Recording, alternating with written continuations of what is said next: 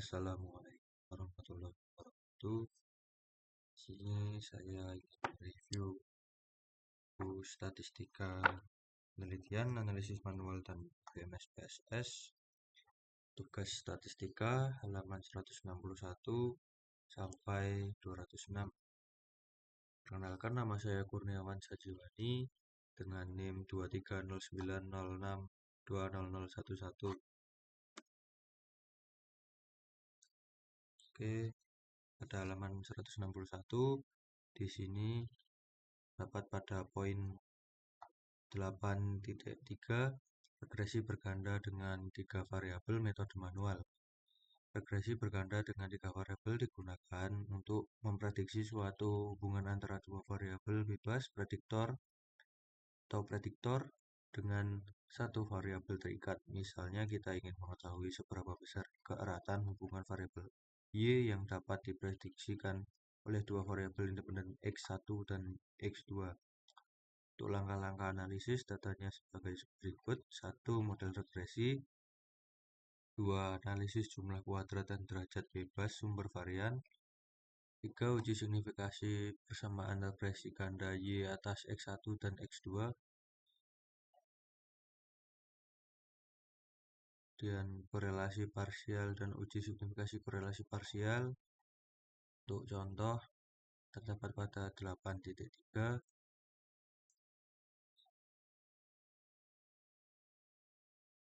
Pengaruh selisih suku bunga X1 dan selisih tingkat inflasi X2 terhadap nilai tukar rupiah. Tabel 8.8 contoh analisis regresi berganda 3 variabel. Tabelnya adalah seperti ini. Kemudian pengerjaannya adalah seperti pada contoh tabel di bawah ini. Poin A, tentukan persamaan regresi ganda Y atas X1 dan X2. B, analisis jumlah kuadrat dan derajat bebas sumber varian. Uji signifikasi persamaan regresi ganda Y atas X1 dan X2. Uji signifikasi koefisien regresi ganda Y atas X1 dan X2. E, korelasi parsial dan uji signifikasi koefisien korelasi parsial. Tentukan persamaan regresi ganda 3 variabel. Kemudian analisis jumlah kuadrat dan derajat bebas sumber varian. Selanjutnya uji signifikasi persamaan regresi ganda. Selanjutnya uji signifikasi koefisien regresi ganda. Selanjutnya korelasi parsial dan uji signifikasi koefisien korelasi parsial. Kemudian di sini ada 8.4 regresi berganda 3 variabel dengan IPMS PSS. Untuk contohnya adalah pada contoh 8.4 menggunakan tabel 7.8. Contoh analisis regresi berganda 3 variabel di atas. Pengaruh persepsi politik X1 dan kesadaran etis masyarakat X2 terhadap partisipasi pemilu. Tabel 8.10 contoh analisis regresi berganda 3 variabel dengan IPMS PSS. Tabelnya adalah seperti ini. Untuk poin A, tentukan persamaan regresi ganda Y atas X1 dan X2. Signifikasi regresi ganda Y atas X1 dan X2. B, uji linearitas garis regresi. C, uji signifikasi korelasi parsial. Jawabnya adalah menentukan persamaan. Jawaban A, menentukan persamaan regresi. Buka editor pada IPMS PSS, klik variabel, klik X1 pada kolom name, pada kolom desimal set ke 0, kolom lain abaikan saja. Kemudian pada baris 2 ketik X2 pada kolom desimal, ketik 0. Pada baris 3Y dan pada kolom desimal kita setting 0. Kemudian klik data view, input seluruh data pada variabel X1, X2 dan variabel Y seperti pada contoh. Simpan data tersebut. Kemudian Analisis regresi, klik Analyze Short Regression, lalu klik Linear, maka akan muncul kotak dialog seperti ini.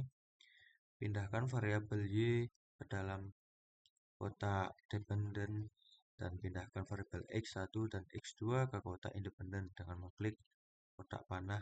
Abaikan tombol-tombol lainnya, klik OK, maka akan diperoleh data seperti di bawah ini. Model Sumari seperti ini, kemudian ANOVA seperti ini, dan koefisien seperti ini.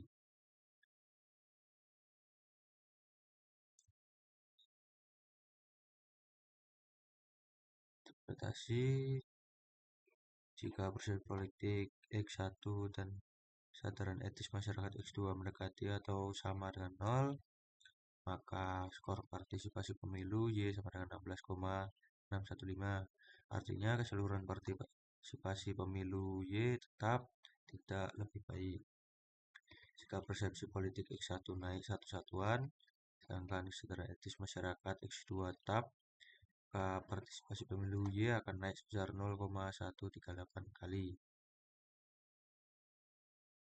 Jika kesadaran etis masyarakat X2 naik 1 satuan, sedangkan persepsi politik X1 tetap, maka partisipasi pemilu akan naik sebesar 0,279 kali. Kemudian, penamaan regresi ini perlu diuji signifikasinya dengan melihat nilai F, nilai sig-nya berdasarkan output IBM SPSS ANOVA.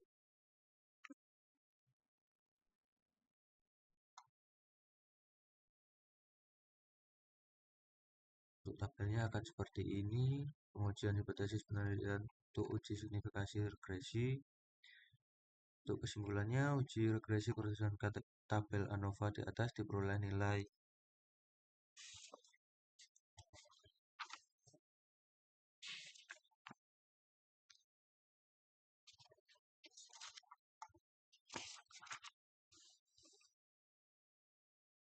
F sebesar 310,93 dan nilai sig 0,00. Karena nilai sig lebih kecil dari 0,05, maka tolak H0 terima H1. Dengan demikian dapat disimpulkan bahwa koefisien persamaan regresi signifikan. Dan di sini uji linearitas garis regresi. Persamaan regresi diperoleh seperti ini. Selanjutnya perlu diuji ke linearnya dengan langkah sebagai berikut. Buka file yang tadi disimpan pada editor IBM SPSS, klik Analyze, klik Compare Means, klik Means, maka akan muncul kotak dialog seperti ini. Pindahkan variabel Y ke kotak dependent list, pindahkan variabel X1 dan X2 ke kotak independent list dengan cara mengklik kotak panah, kemudian klik option, kemudian centang test for linearity, klik continue dan klik OK, maka akan muncul output ANOVA tabel seperti ini. Kesimpulan dari tabel tersebut, hasil analisis deviation from linearity diperoleh F sebesar 1,036 dengan nilai sig 0,522. Karena nilai sig lebih besar dari 0,05, maka terima H0 dan tolak H1. Dengan demikian dapat disimpulkan bahwa garis regresi linear. Uji signifikasi korelasi parsial. Uji signifikasi korelasi parsial dengan IBM SPSS dibagi menjadi dua, yaitu koefisien korelasi antara X1 dan Y dengan mengontrol pengaruh X.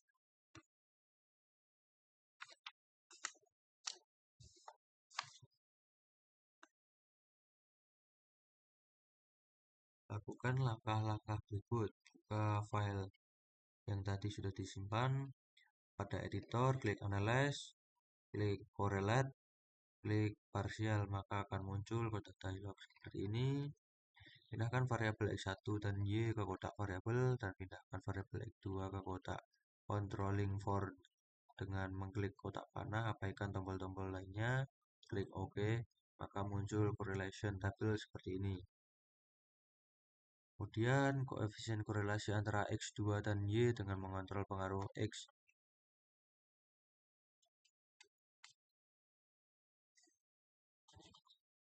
Satu, buka file yang tadi sudah disimpan pada editor IBM SPSS, klik Analyze, klik Correlate, klik Partial, maka muncul kotak dialog seperti ini. Pindahkan variabel X2 dan Y ke kotak variabel, pindahkan variabel X1 ke kotak controlling for dengan mengklik kotak panah. Kemudian klik OK, dan akan ditampilkan correlation table seperti ini. Kemudian koefisien determinasi untuk model tabel summary-nya seperti ini. Koefisien determinasi berdasarkan tabel model summary di atas diperoleh R square 0,899. Dengan demikian, koefisien determinasi KD diperoleh 0,899 kali 100% sama dengan 89,9%. Kemudian pada 8.5 regresi berganda dengan 4 variabel. Metode regresi berganda. Metode manual regresi berganda dengan 4 variabel digunakan untuk memprediksi suatu hubungan antara 3 variabel bebas atau prediktor dengan satu variabel terikat. Misalnya kita ingin mengetahui seberapa besar keratan hubungan variabel Y yang dapat diprediksikan oleh 3 variabel independen X1, X2, dan X3.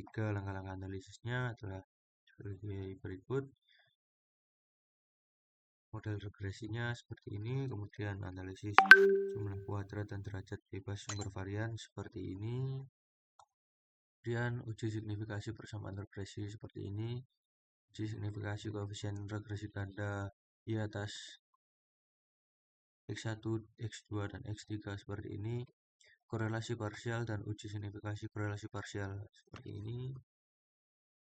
Kemudian koefisien korelasi antara. Selanjutnya contoh 8.5. Tentukan persamaan regresi pada regresi ganda Y atas X1, X2, dan X3. Analisis jumlah kuadrat dan derajat bebas sumber varian. Uji signifikasi koefisien regresi ganda Y atas X1, X2, dan X3. Uji signifikasi koefisien korelasi ganda Y atas X1, X2, dan X3. Uji T untuk signifikasi koefisien persamaan regresi ganda, korelasi parsial, dan uji signifikasi korelasi parsial. Untuk tabelnya seperti tabel penelitian ini. Kemudian pengerjaannya adalah poin A menentukan persamaan regresi. Susunan tabel akan menjadi seperti ini. Dan pengerjaan model regresinya akan seperti ini. Kemudian akan menggunakan metode Sarus seperti ini perhitungannya. Dan seperti ini. Untuk B, analisis jumlah kuadrat derajat bebas sumber varian akan seperti ini. Dan poin C untuk signifikasi koefisien regresi ganda Y atas X1, X2, dan X3 akan seperti ini. Dan uji signifikasi koefisien korelasi ganda. Uji T untuk signifikasi koefisien persamaan regresi ganda. Kemudian ada cara lain untuk menentukan RIJ dapat juga dilakukan dengan menggunakan MS Excel dengan langkah-langkah sebagai berikut. Susun matriks korelasi dalam sel seperti ini. Pilih satu sel yang kosong, misalnya A5. Ketik fungsi Excel untuk menghitung inverse matriks, yaitu minverse A1 C3 pada sel A5. Kemudian enter, maka akan diperoleh hasil sebesar 1,320866. Lalu pilih kembali sel A5 dan dari pilih 3 baris lagi ke bawah dan 3 kolom lagi ke kanan sesuai dengan ukuran matriks yang akan diinverse. Jadi sel yang terpilih berada dalam rentang A5 C7, kemudian tekan F2 maka akan muncul tulisan minverse A1 C3. Setelah itu tekan CTRL plus shift plus enter. Selesai dan hasilnya akan seperti pada tabel ini. kemudian terlihat hasil akan jadi seperti ini, dan hitung seperti ini. Kemudian poin F, korelasi parsial dan uji signifikasi korelasi parsial seperti ini. Selanjutnya pada 8.6 regresi berganda 4 variabel dengan IPM SPSS. Berikut adalah langkah-langkah untuk menganalisisnya. Untuk tabel 8.13 kan seperti ini, menentukan persamaan regresi berganda 4 variabel.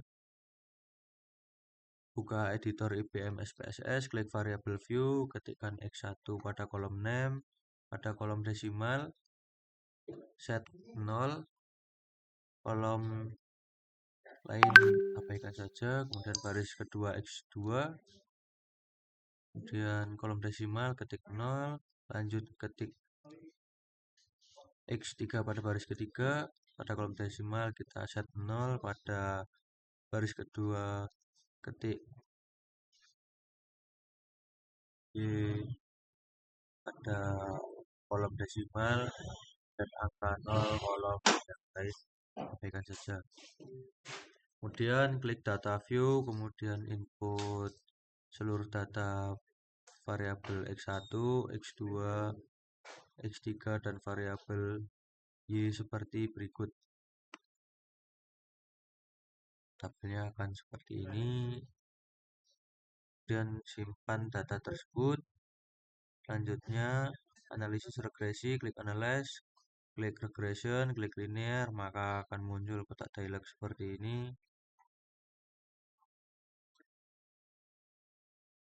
Kemudian pindahkan variabel Y ke kotak dependen dan pindahkan variabel X1, X2, dan X3 ke kotak independen dengan mengklik kotak panah abaikan tombol-tombol lainnya. Dan akan muncul tabel model Sumari seperti ini, tabel ANOVA seperti ini, kemudian tabel koefisien seperti ini. Selanjutnya, persamaan regresi perlu diuji signifikasi dengan cara melihat nilai F dan nilai sig-nya. Tabel ANOVA-nya akan seperti ini, pengujiannya. Kemudian kesimpulannya, berdasarkan tabel ANOVA di atas, diperoleh nilai F sebesar 78,057 dengan nilai sig 0,00 karena nilai sig lebih kecil dari 0,05. Maka tolak HO, H0, dan terima H1. Dengan demikian dapat disimpulkan bahwa koefisien persamaan regresi signifikan. Uji linearitas garis regresi. Pada persamaan regresi diperoleh seperti ini. Selanjutnya perlu diuji kelinearannya dengan langkah seperti ini. 1. Pada editor IPM SPSS, klik Analyze, klik Compare Means, klik Means, maka muncul kotak dialog seperti ini. 2. Pindahkan variabel Y ke kotak dependent list, pindahkan variabel X1, X2, dan X3 ke kotak independent list dengan cara klik kotak panah, kemudian klik Option, maka muncul kotak dialog seperti ini. 3. Centang test for linearity.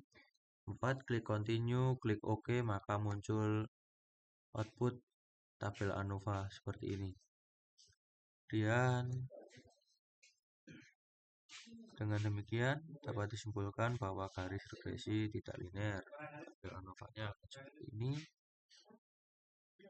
Tabel ANOVA-nya jadi seperti ini. Dan uji signifikasi korelasi parsial, koefisien korelasi antara X1 dan Y dengan mengontrol X2.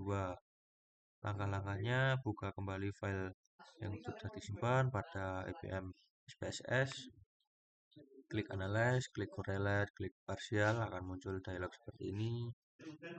Kemudian pindahkan variabel X1 dan Y2 ke kotak variabel dan pindahkan variabel X2 ke kotak controlling for dengan klik kotak panah, abaikan kotak-kotak lain, klik OK, akan muncul tabel correlation seperti ini. Dan koefisien korelasi parsial X1 dan Y dengan mengontrol X2 dan X3, buka file yang sudah disimpan pada editor IPM SPSS, klik Analyze, klik Correlate, klik Parsial, maka akan muncul kotak dialog Dan pindahkan variabel X1 dan Y ke kotak variabel, pindahkan variabel X2 dan X3 ke kotak controlling for dengan klik kotak panah. Kemudian klik OK, maka akan muncul correlation table seperti ini. Koefisien korelasi parsial antara X3 dan Y dengan mengontrol X2. Buka file data uji regresi, buka editor IBM SPSS, klik analyze, klik correlate, klik parsial. Akan muncul kotak dialog, pindahkan variabel 3, pindahkan variabel X3 dan Y ke kotak variabel, dan pindahkan variabel X2 ke kotak control for dengan klik kotak panah. Kemudian klik OK, akan muncul correlation table seperti ini. Kemudian koefisien determinasi akan menghasilkan tabel model Sumari seperti ini. Kemudian uji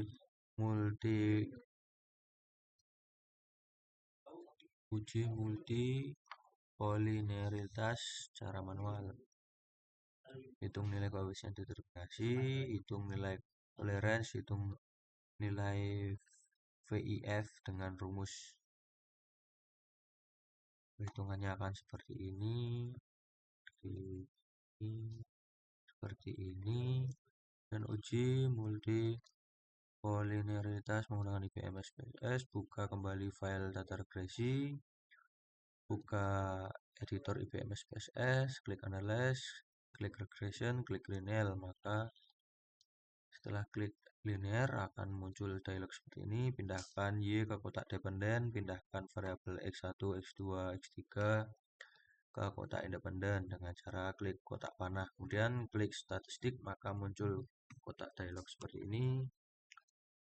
Centang kolineritas diagnostik, hilangkan centang estimate dan model fit dengan cara klik kotak estimate dan kotak model fit. Klik continue dan klik OK, maka akan muncul output berikut. Ya, adalah tabel koefisien. Dan uji di sini ada catatan perlu diperbaiki karena terjadi multi kolineritas di antara variabel bebas atau prediktornya, terutama pada variabel X2 dan X3. Pada poin berikutnya, uji heteroskedastisitas metode manual. Tabelnya adalah seperti ini. Selanjutnya tinggal meregresikan di mana residu Y bar min Y sebagai variabel seperti ini. Dan tabelnya akan seperti ini. Untuk perhitungan-perhitungan akan seperti ini. Lakukan analisis lanjut persis analisis regresi berganda. Tas meliputi analisis jumlah kuadrat, derajat bebas sumber varian, galat baku taksiran, analisis matriks minor dan kofaktor, dan inverse matriks untuk menentukan CR. Dan menghitung S2 per PI. Dan uji signifikasi koefisien X1, X2, dan X3, uji asumsi heteroskedastisitas dengan IBM SPSS. Langkah-langkahnya akan seperti ini. Buka file data, dan pada editor IBM SPSS, klik analyze, klik regression, klik linear, akan muncul kotak dialog. Pindahkan variabel Y ke kotak dependen, pindahkan variabel X1, X2, dan X3 ke kotak independen. Dan klik OK, akan memperoleh output seperti ini. Klik save pada kotak residual centang unstandardized. Abaikan lainnya, klik continue dan klik OK. Kemudian akan muncul kotak output residual statistik. Abaikan output tersebut, lanjut. buka editor IBM, SPSS, kolom akan bertambah satu, yaitu variabel res garis 1. Selanjutnya kolom atau variabel res garis 1 perlu diabsolutkan agar ditata nilai yang negatif. Caranya sebagai berikut. Pada editor, klik transform, klik compute variabel, akan muncul seperti ini. Pada kotak numeric expression, absolutkan nilai res garis 1 dengan mengetik abs res garis 1. Selanjutnya, beri nama res garis 1 pada kotak target variabel. Nama residual, selanjutnya klik OK. Akan bertambah variabel residual seperti berikut. Langkah terakhir, regresikan variabel residual dengan X1, X2, dan X3. Caranya klik Analyze, Sort Regression, klik linear, akan muncul seperti ini. Pindahkan variabel residual ke kotak dependen dan variabel X1, X2, X3 ke kotak independen dengan mengklik tombol panah. Lalu klik OK, akan muncul tabel koefisien. Kemudian kesimpulannya akan seperti ini. Lakukan uji autokorelasi secara manual. Autokorelasi adalah korelasi yang terjadi antara satu variabel error dengan variabel error yang lain. Autokorelasi seringkali terjadi pada data time series, sedangkan pada penelitian cross-seksional jarang terjadi. Selanjutnya, untuk mendeteksi adanya autokorelasi dalam model regresi linear berganda dapat digunakan metode Durbin-Watson. Adapun langkah-langkah uji autokorelasi menggunakan metode Durbin-Watson dapat dijelaskan seperti berikut. Tabelnya seperti ini, dan keterangannya ini, dan langkah-langkahnya adalah seperti ini. Dan uji autokorelasi dengan IBM SPSS. Gunakan data tabel 8.11 seperti yang tadi. Selanjutnya, klik Analyze, klik Regression, klik Linear, akan muncul kotak dialog. Pindahkan variabel Y ke kotak dependen, pindahkan variabel X1, X2, X3 ke kotak independen. Klik dengan klik panah, kemudian klik OK. Akan muncul dialog seperti ini. Selanjutnya klik statistik. Pada kotak residual, centang Durbin-Watson, hilangkan tanda centang pada estimate dan kotak model fit. Lalu klik continue dan OK. Setelah dieksekusi akan muncul tabel model summary seperti ini. Berdasarkan output di atas, nilai Durbin-Watson diperoleh sebesar 1,861. Hasil ini tidak jauh beda dengan analisis Durbin-Watson. Sekian dari saya. Wassalamualaikum warahmatullahi wabarakatuh.